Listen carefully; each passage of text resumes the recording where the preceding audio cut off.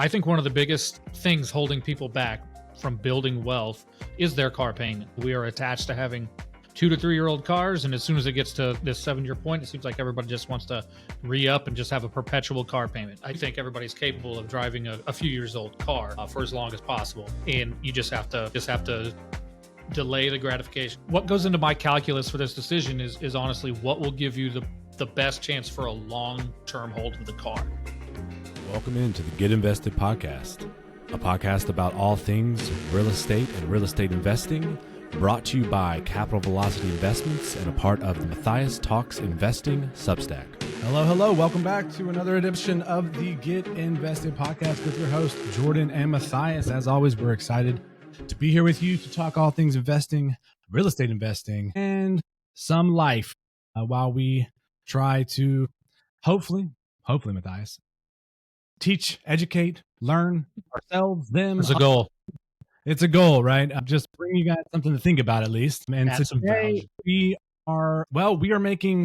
we spoke something into existence, I suppose, as they say. We said maybe On something. a series. Yeah. So we are doing a series. Last week's What Would You Do? What Would Matthias Do? Was about 529s. And this week we're going to talk about a particular car situation, which I think, I don't know, 80% of all car owners have probably been in this situation at one point or another, some variation of it. Darn near everyone. But before we get into that, what's been up with you, Matthias? I know you guys just got back from Pigeon Forge, so you're just catching up, yeah? Yeah, we've it's been so daycare has ended for Ethan. It ended Monday, and school doesn't start till next Monday. So it's been a whirlwind of handing off the kid, trying to catch up on all the emails and stuff. You know, we got a lot of stuff going on with the business right now, so which is exciting. But I've just been running full speed ahead, sprinting all week. So I'm a little worn out. I'm not gonna lie, but everything's good. We had a great vacation. Didn't sleep I guess probably more than average vacation, I suppose, but lots of sweating. We were outside like the entire time, which is awesome. Kids loved it. There's lots of pictures we'll be shared. I put one on LinkedIn today, but as we record this, but everything's really good. Just a lot of work, busy, and hopefully some exciting announcements here soon. Yes, What's going on with you? Absolutely. Don't worry, SEC. We're not getting ahead of ourselves, but very soon, hopefully. Yeah. Oh man. Well, I wasn't in Pigeon Forge, but I was here. Yeah, I wasn't. You weren't. Yeah, I wasn't there. I did spend a little bit of the week. It was kind of an interesting week for me because I was a bachelor from Monday until Thursday afternoon because Rachel had this conference. I don't know. Essentially, the Naval Academy brought a bunch of people from major school districts. If they were someone who was involved in kind of the college prep, if you will, for a district. They're looking for what Annapolis is looking for. Yeah. And it's essentially, what is Annapolis about? What do they do? And what are they looking for? Exactly. So that was like a 2-day thing. My wife left on Monday afternoon. And then here's the thing. So this is where it got interesting. So she was supposed to come back Thursday. Her mother was also coming into town on Thursday. So Maxine, it's like the opposite of Bachelor. Right. Exactly. It was two different worlds. So that had been planned, Maxine to come into town. And then Rachel got this opportunity because originally the Naval Academy had offered it to some district person. Right. And then that person wasn't able to go. And so Rachel was on a short list of people that I got offered to. She took it. So we had to figure out, coordinate. And so she made it so that basically her and her mom came back into Charlotte at the same time, or she came back into Charlotte at the same time as her mom came in, around 5. Well, these days, air travel can be a bit squirrely. So Rachel's flight, something happened with dispatch, and basically every single flight out of the Baltimore airport got canceled. I heard about this. I heard about something going horribly wrong. Of course. I heard about that. I didn't. No idea anybody I knew was involved in it, but. And thankfully, she had a connection. There was a contact at the Naval Academy who got her a room because this isn't just her flight. This was like a bunch of flights. I don't want to say hundreds, thousands, but no, it wasn't thousands, but it was a lot of thousands people. Of people for rooms because they can't leave. Yeah, 100%. So she was first trying to rebook her flight, and she got lucky. She got on at 8:15 the next morning, which was good because we were supposed to go to my parents' house and take Maxine to see my parents. Maxine has become, friends with my family parents. So that was planned. Well, the person sitting right beside her, they were both trying to just like, re-up. And then they got it never went through, but then they got an email saying they had been rebooked. The person right beside her was doing the same exact thing she was, got 8:15 p.m. flight the next day. Oh. Yeah. So, yeah. So that would have been good. That would have really changed a lot of plans, especially since my father was flying out to go to Puerto Rico to do some mission work, some construction mission work Saturday morning. So we would have missed him. But so she had a contact. I kind of got off track there.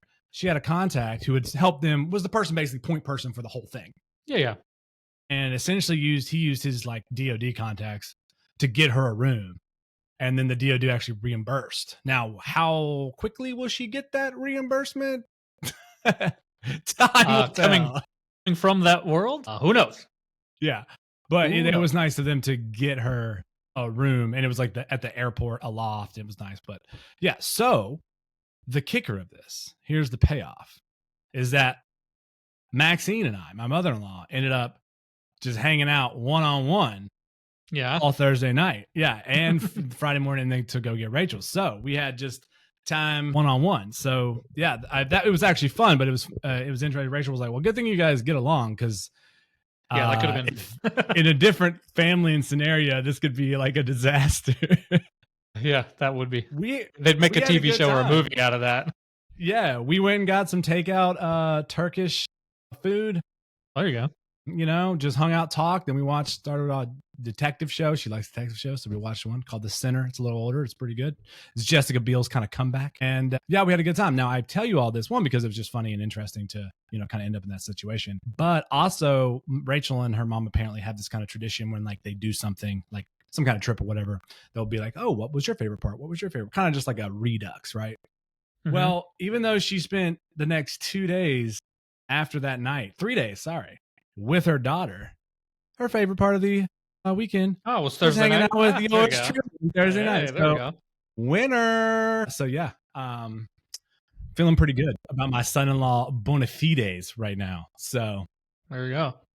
But I mean, that's my story. Yeah, I'm riding a high right now, and I'm riding it right into the weekend when Wrexham season starts. So there you go. Cloud 9 over here. All right. Well, my triumphs notwithstanding, let's get into it here. So basically, honestly, this came out of my own life. Not this particular scenario, but I was facing something similar and made me think about this. So Matthias and I want to talk about what would you do in 2 different variations if we get to it. Because God knows if you listen to last week's pod, we said we were going to do 3 and we did 1. So we're not going to make any promises.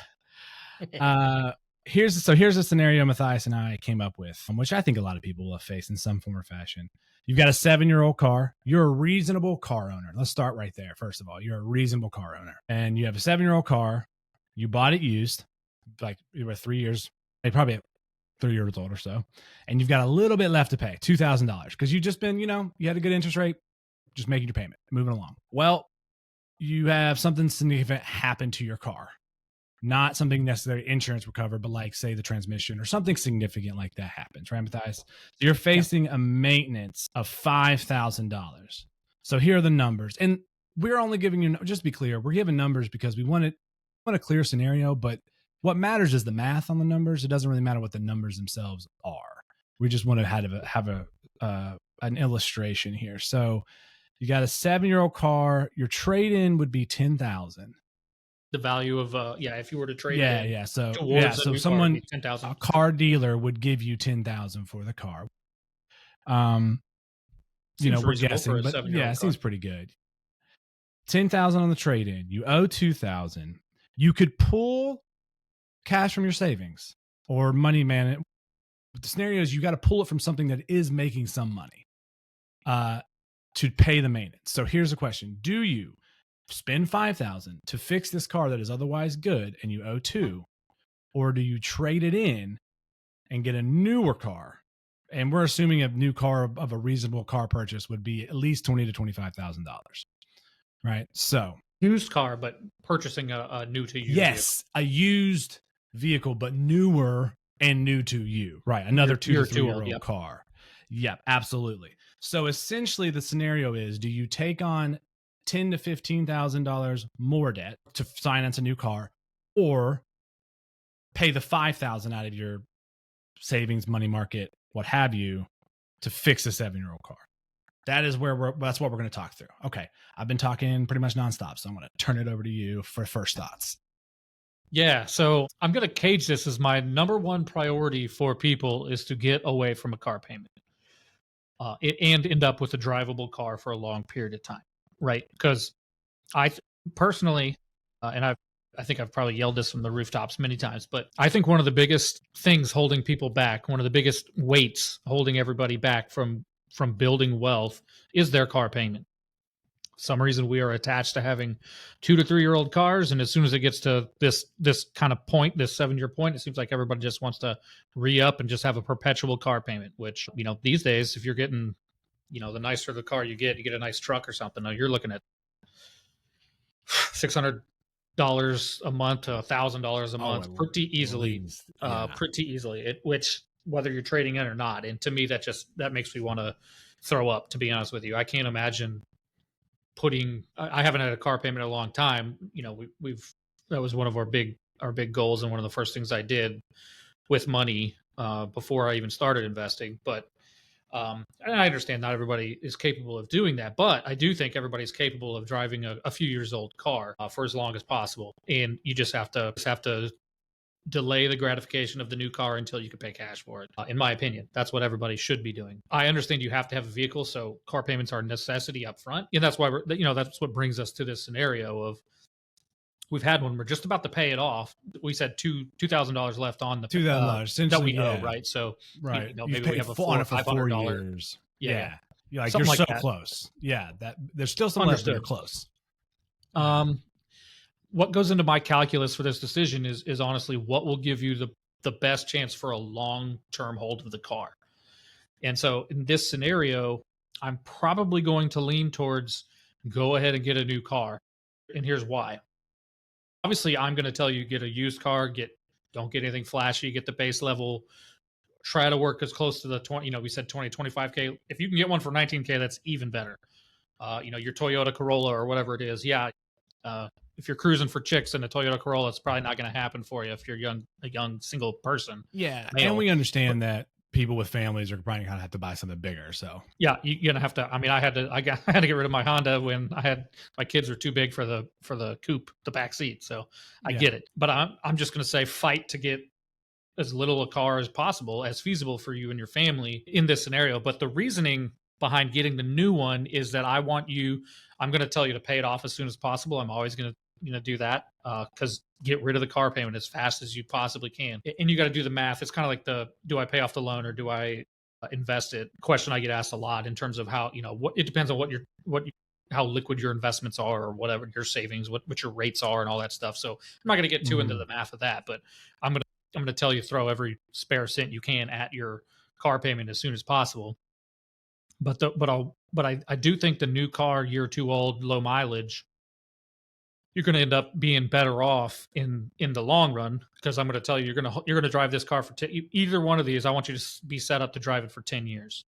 Right. So yeah, that is right. Cause that's a key point. If they do the $5,000 maintenance, they're getting 5 more years out of the car. Right. So it's going to go to year 12.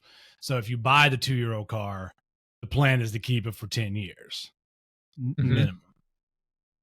And I think I've heard you, I wanted to go backtrack to a couple of things. Sure. You've called car payments, I think, the great wealth stealer or something along those lines. That's what I keep coming up with new ways to say it. But, it was like the biggest wealth stealer because people. Well, I don't know. First of all, I know the reason. Cars are central to the American identity in so many ways. It has been since the 60s. Well, probably the 60s, but maybe even probably more before that. But I mean, that was when actually most people could afford some kind of car. The open road, Route 66. Yeah, freedom, right? It represented freedom. It's a status symbol, right? So even in some ways more than a house. So that's the reason why. But yeah, that kind of perpetual rollover. I know personally, it's almost always guys. First of all, let's be honest. Sorry, guys. Let's just own up. that, that's fair. yeah, That's who I'm yelling at usually. I always take a picture of trucks whenever I'm making or a sports nice cars. Where they see it as, oh, my payment isn't changing that much or at all, because I'm able to trade this one in and get a good deal on the next one. But it's a perpetual to them, that's the baseline. payment. That is the baseline. I must break that. There's no thought of, what if I just didn't have to make a car payment? It's like they're thinking about car payments like one should think about capital gains deferment. Right? They're deferring paying off the car like over and over and over again. They're 1031ing it to another car. Oh, God. Oh, no. Yeah. So that idea first, I don't think the person who owns this car isn't that person for sure. But that mindset of not being able to drive an older car, of course, is gonna hurt you. Yeah, I mean either in any scenario, you're gonna have to fight that. In my opinion, you should fight that, because if you're serious about trying to build wealth, then ended up financially free, where you don't have you can pay cash for whatever you want. Maybe, I mean, I have dreams. I'm gonna buy I want to buy an Aston Martin or something one day, and I'll do it eventually. But I just have too much investing I have to do first. Right. Have absolutely. And it will be cash. I will definitely not be financing. One day I'll buy a boat and it will be cash. I'm not going to finance these things, because that means I can't afford it, to me. Right. But anyway, and I mean, that's a mind. Well, I mean, I think we should talk about the mindset, right, as well, but maybe not too much. But so if you could think about paying off the car as like increase in income, right? Which it is to me. Yeah. I mean, it's a bottom line. It's a net number, positive, right? A bottom line net positive, right? Rather than this is just a fixed cost. That's a good way to put it. Yeah. Of operating life, right? It is it's a line item in the budget that will never go away. And I haven't had a car payment in coming up on 15 years, probably 13 years, and I would never stop throwing up if it was back in the budget. It's just a line item that I can't stand paying for, because it would detract, and that's what it does to people, is that it detracts from what they're able to do and able to pull themselves forward and make progress on the I'm obviously an investor guy, but just making progress in the savings and other things you could do with that money. Yeah, more value to your life. And of course, not everyone's going to be able to pay cash, but I mean, in my instance, I think I've paid car payments for like 3 years of my entire life. Right. Because it's like, maybe you do have to go finance some of it. Right. Just because you're in that situation, like this scenario, exactly right. It makes sense to take on the 15,000, because hopefully you're going to pay that off in 4 years. And then you've got 4 to 5 years. Then you got 7 or 8 years of no car payment and a reliable car. That's the goal, right? Rather than paying 5 now and then 5 years from now, basically you're in a scenario where you don't have much of a trade in. Hopefully you have some savings, but you're redoing the whole process. Yeah. In this scenario, you have 2,000 left. So you could probably pay that off in a year. I mean, depending on or even less, honestly, if it's just 2,000, you may end up just, saving up a little bit of extra cash and throwing it at it just to get it gone or whatever. And you could do that within that first year, assuming you paid the 5K, and then maybe the first year after that, you paid it off. So you'd go in that scenario, you'd go maybe another 4 years into. At that point, you've got a 12-year-old like car, 11 and 12-year-old car. Yeah. And the potential for stuff to start going bad again and force you to back into this scenario is too, in my opinion, is too high to accept. It's like if you're looking at this 5K bill now, obviously if it's only a $600 bill of maintenance, so variables in this situation could change. If it only needs new tires and everything's golden, I'm going to say drive the wheels off that car until because you get tires are something you're going to have to replace anyways. Yeah, exactly. I'm going to tell you the goal of any of these decisions is to get you into a paid off car that you can drive for as long as possible. So whatever situation gets you to a reliable car that's paid off faster and with a longer likelihood of remaining in that car, of it, staying reliable, that's what I want you to do. I want you to keep this car until you can pay cash for the next car. And that's, you're only doing that because you absolutely need a new car. You know what I mean? I'm going to drive my SUV that I have now, I'm going to drive the wheels off that. Even if I get a new car, a toy car, one day in the future, there's no reason I'm ever going to get rid of this car unless it stops being a workable car. You know what I mean? Yeah. There's no reason I need to get rid of it. Yeah. Having recently had to drive my mother and father's 21-year-old Toyota Camry that they still drive around. How many miles I got on that thing? 210 to something like that. Yeah. That's awesome. This is the goal. I mean, they have, he has a truck that's still pretty old. Then they have a newer sedan, but I'm assuming a Buick. It is. I love it. It's a callback to the old Buick days. They had like 3 Buick LeSabres at the same time, I think, even. Yeah, we had 2 for sure. My mother wanted a Subaru, but they found a good deal. But anywho, yeah. That's funny. That is funny. I'm trying to remember why I even had to drive it. Oh, I remember. Rachel's car broke down in West Virginia and it got a brand new engine, but that took 8 weeks and she was driving my car. So I think that's the key takeaway, if you will, is that do the math and which one will maximize a reliable car if you want to do it by months or years. And if you do it by months, it can kind of mirror the car payment. But I think one of the things as well is a lot of people, I feel like, see a car payment the same way they see rent/mortgage, right? But they're not the same because a car is a depreciating asset. Or if you're renting, you have to rent. You have to have somewhere to live. That is a necessity. Correct. And if it's a mortgage, then it's not depreciating. Hopefully, it's completely different category. But I mean, you're building equity with each mortgage payment, right? Because you're getting rid of the principal as you go. So even though you can't build equity in your car, obviously, if the less you owe, or if you owe nothing, you get all the money from a trade-in. The amount of equity that you could build is depreciating every single month. Yeah, it's always going down. Right. So what if they don't owe anything on the car? Does that change your calculus? And what if it's a little bit older of a car, but they don't owe anything? And I mean, so you can adjust the numbers however you want, like $8,000 worth of trade-in, $4,000 maintenance, but 50% towards the car, but they already don't have a car payment. I mean, what would you? The calculus is always going to be the same because, by definition, this car is no longer a reliable car. You can. I worry about a car that requires major maintenance. Mm-hmm. You know what I mean? Because what's to say you don't replace this transmission and then the alternator goes out in 2 years because it's a that much older car and you've done major maintenance on it. I mean, in my experience, and I think we've probably all seen this, is like there's some cars that'll just, you don't do anything to them, they run forever, you got a good one.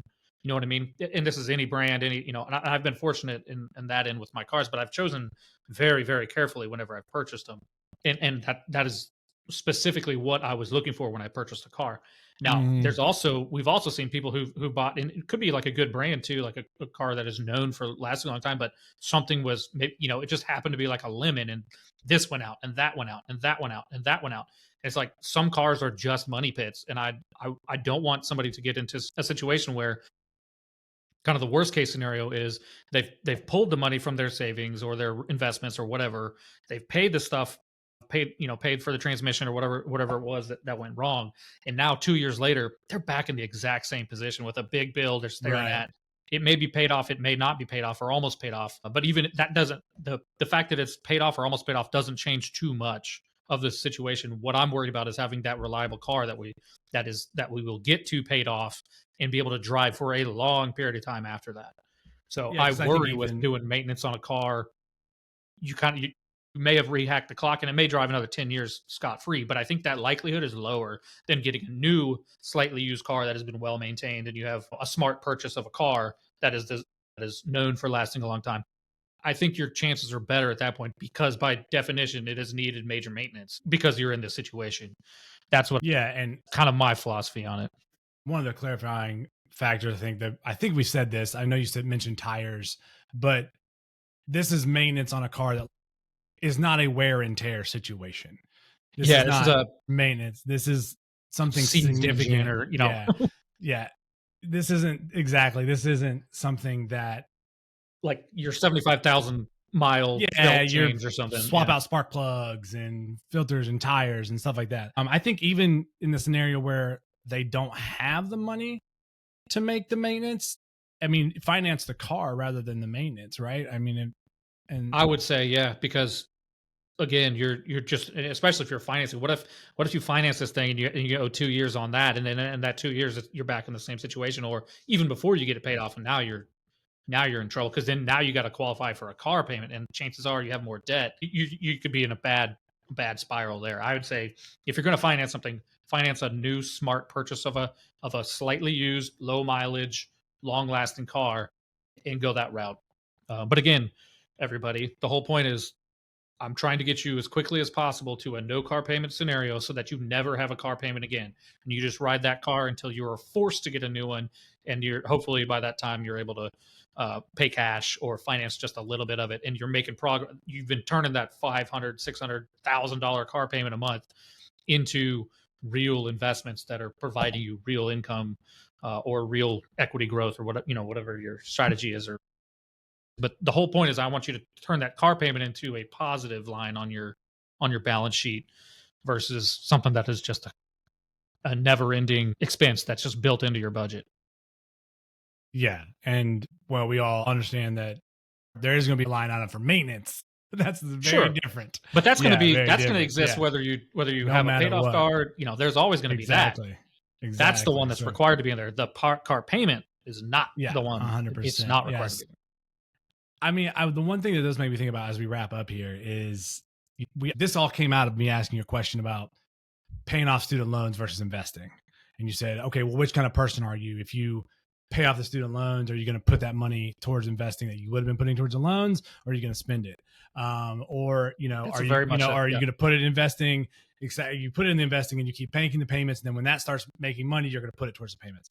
So I guess in the scenario, there is the one caveat would be, I guess if you're just you don't see yourself getting ahead of that car payment. I don't know, like paying it off as quickly as possible. I think even then, if it's a reasonable loan and a used car loan is only going to be like 4 years, 4 or 5 years, something like that. Yeah. They get up to 6 now, I think, but I would talk people out of that. That's just way too much interest. Right. A good loan, reasonable loan on a reasonable car, pay that, even if you just make the regular payments. Yep, exactly. Even let's say it's a 4-year, 5-year loan. You've got at the time it's paid off, you got a 7-year-old car with, let's say you bought a 2-year-old car, you paid on it for 5 years. Now you got a 7-year-old car. You can drive that for another 14 years if it's your parents on that Toyota with 210,000 miles. But that's the goal, right? 04. Imagine how much, just do a little bit quick math, people, on what they have saved on a car payment by owning that thing for 21 years.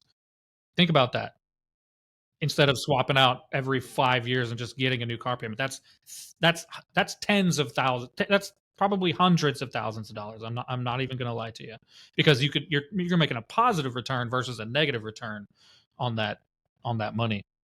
And then they did buy that Buick with cash.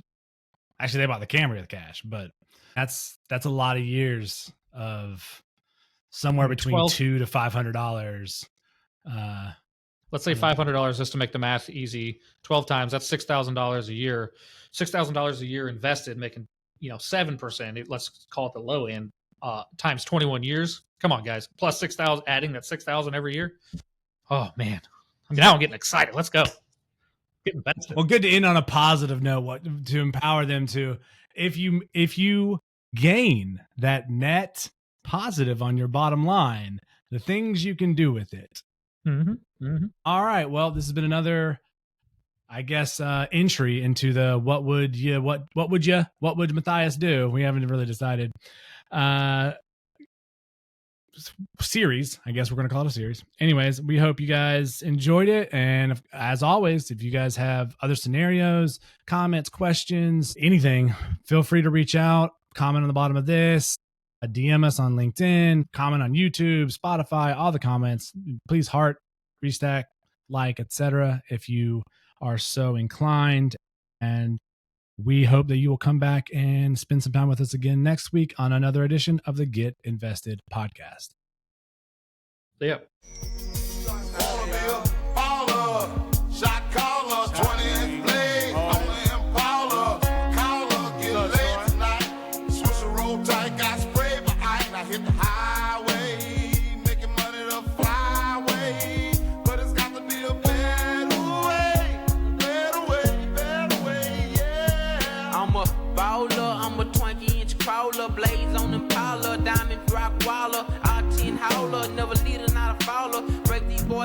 I'm a twank inch crawler, bust a left or right. I'm out of sight, I'm throw. I'm bouncing off the road, I'm in the motor, and fold them, chain and charm. Hop out my big body form, chain with the charm, can't forget me with alarm. I'm hot, I'm looking good, diamonds get some wood. Man, it's understood, got money in my hood. I'm pushing big body, can't stop me. For the 9-8, gotta sell a million copy. I'ma crow slow, puffin' on the Optimo, hit the stove. I'ma go real slow, puffin' when the Optimo. I'ma let the grass green. Man, I'm looking clean, one more control, 3 green and nice bust. Wanna be a baller, shot caller.